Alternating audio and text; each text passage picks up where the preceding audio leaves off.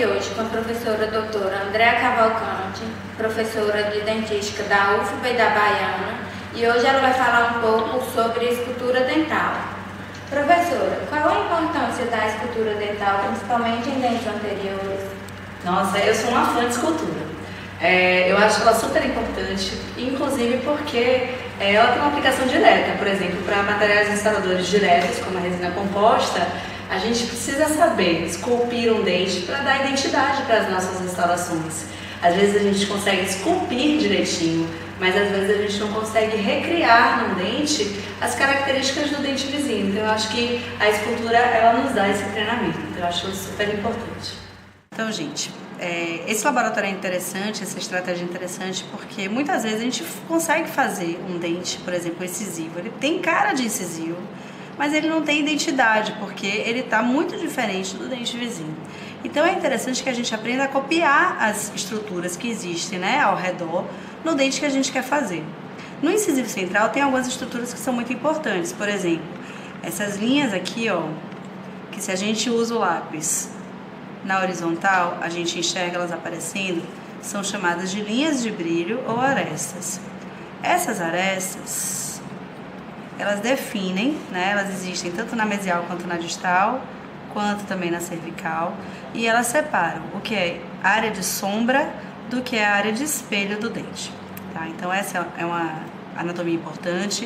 O que mais que tem na face vestibular? Tem a bossa, né? Tem aqueles sulcos de desenvolvimento também, que a gente precisa aprender a fazer.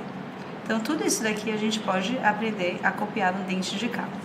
Só que para começar, uma outra estratégia importante é aprender a colocar o dente na dimensão do dente ao lado. Então, muitas vezes o dente da gente, ele parece que está legal numa vista frontal, mas quando a gente olha ele de lado, ele tem um volume muito diferente.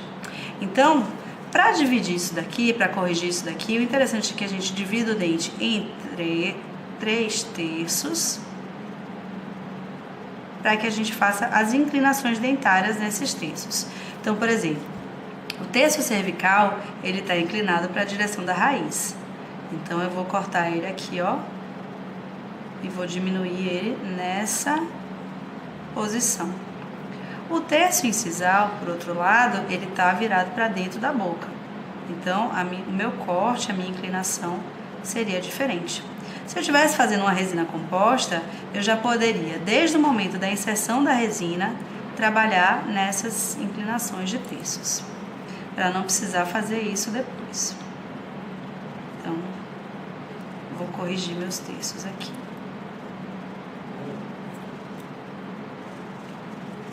Então, o melhor jeito de olhar para ver se a gente está definindo os terços bem é olhar de perfil, né? Então, olhando o dente de perfil, eu tô vendo que ele já tá quase bom. Agora, o terço médio, ele é plano, né? Então, eu vou aqui, ó, planificar ele. Depois de fazer esses 3 planos, o que eu vou fazer agora? Eu vou trabalhar nas arestas. Se a linha de brilho, ela é uma aresta, significa que ela tem que ser um ponto mais alto nessa face. Então, eu vou definir aonde que eu quero que ela fique e eu vou transferir para o outro dente. Aí, nessa hora, é importante utilizar alguma ferramenta para me ajudar a colocar as arestas exatamente iguais, né, às arestas do dente vizinho. Então, por exemplo, eu vou pegar meu compasso aqui e vou transferir para cá essa distância, que seria a distância das arestas no terço incisal. Depois eu vou estreitar um pouco e vou transferir para cá. E aí eu tô fazendo uma leve perfuração na cera. E aqui na cervical vou deixar um pouco mais estreito e vou fazer mais uma perfuração na cera. Então, beleza. Tô vendo os 3 pontos aqui da minha aresta. Então, ela tem que ser essa linha aqui. Daí, como é que eu vou deixar ela mais alta para que ela sobressaia na face? Eu vou cortar fora dela e dentro dela. Então, eu faço 2 cortes, dentro e fora, para essa aresta aparecer.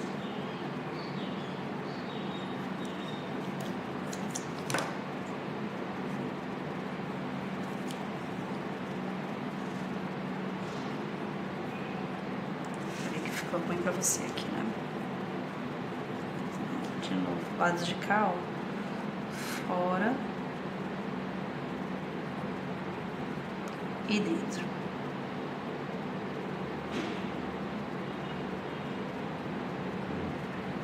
E a linha, ela aparece.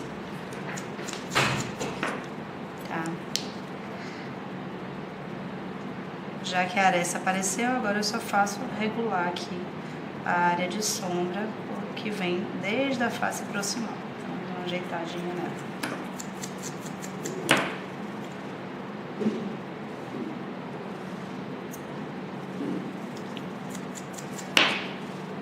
Mesma coisa aqui, ó. Eu já tenho a aresta definida, eu vou só corrigir a inclinação da área de sombra vindo de dentro do dente.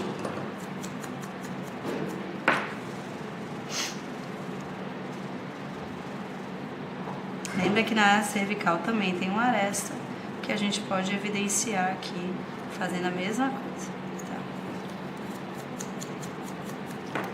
Beleza. Tá.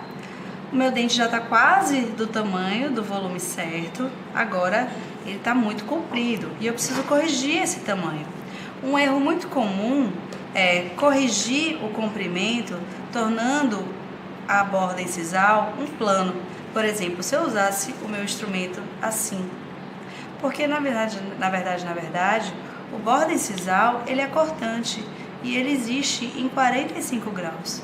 Então veja que a gente vê aqui, ó, essa linha, que é a linha do bordo cortante incisal.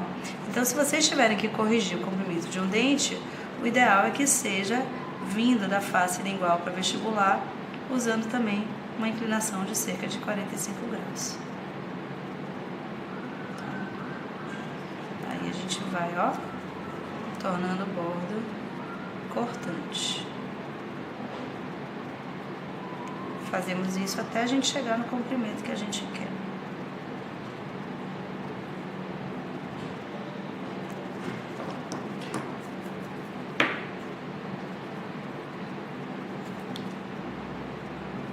Mais um pouquinho.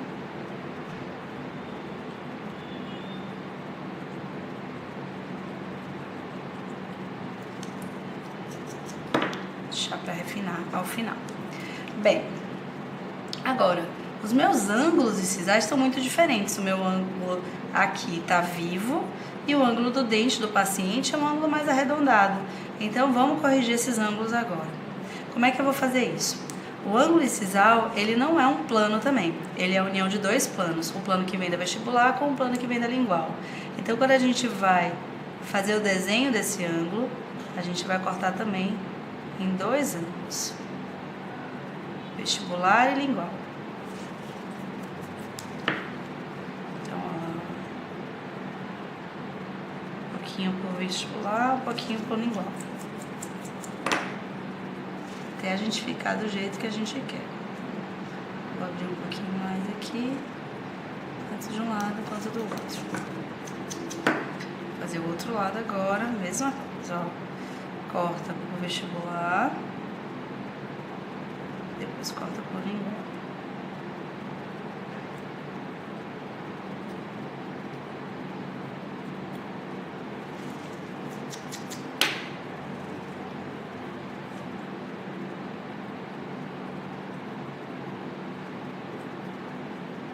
O paciente tem um dente mais arredondado e não adianta deixar ele mais quadrado, porque não vai ficar com a identidade do dente do paciente.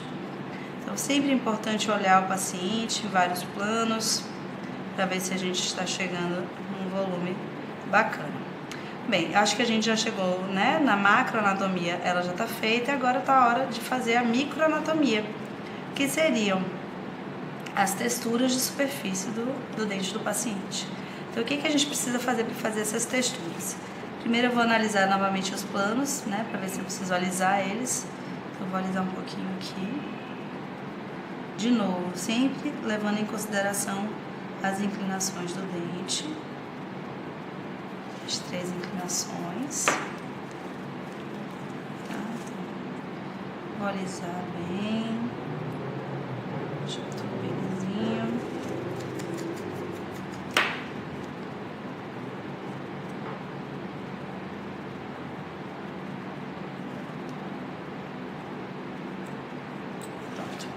Aí eu vou fazer o suco de desenvolvimento agora. O suco de desenvolvimento, ele pode ser considerado como são dois V's, né, duas letras V, ou um W, né, porque ele sobe, desce. Então, geralmente, a gente faz ele um pouco mais profundo, nessa região do terço incisal. Então, o movimento do meu equipamento aqui, do meu instrumento, tá amplo e profundo. E aí eu vou suavizando e encurtando à medida que eu vou chegando perto do terço médio e cervical. Depois eu suavizo. A mesma coisa poderia ser feita se fosse uma resina, só que eu estaria utilizando um instrumento de corte rotatório. Então, ó, o movimento de novo mesmo, ó. Terço incisal um pouco mais amplo e profundo, e aí, ó, vai suavizando, chegando perto da incisal. Depois a gente vem aqui, ó, e de novo suaviza.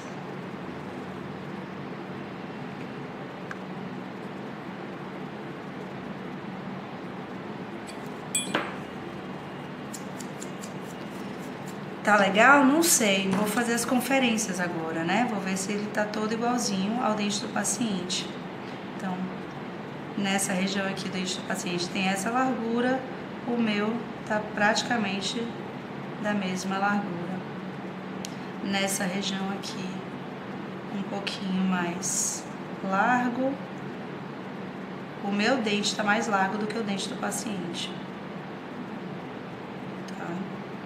Nessa região, o meu dente também está um pouquinho mais largo do que o do paciente. Então, o que que está faltando? Está faltando tirar excesso de tecido aqui, ó.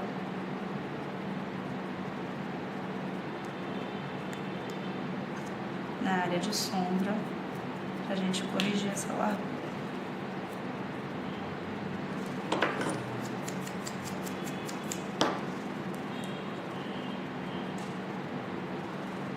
O que vocês acham? Tá bom? Bom, professora, agradecemos a sua colaboração e a disponibilidade do tempo, e ela tão agradece. Eu que agradeço. Foi uma delícia estar aqui e vocês podem contar sempre comigo.